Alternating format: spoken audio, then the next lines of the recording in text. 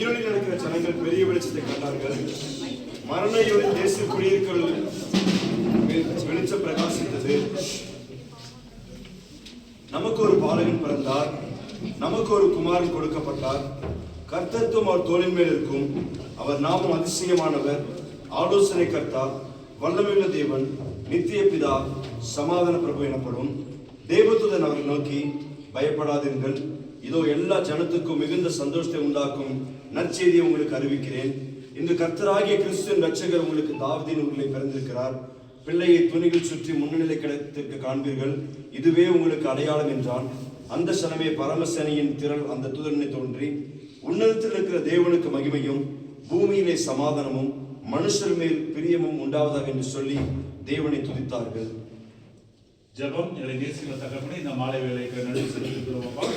இதனாலே என்னுடைய கல்லூரி தகப்பனே, என்னுடைய பிரின்சிபலோடு சேர்ந்து நோக்கி பார்த்ததுக்கு என் தேவன் கொடுத்த கிருபை எனக்கு தயவுக்காய் நன்றி செலுத்துகிறோம். 2025 ஆண்டு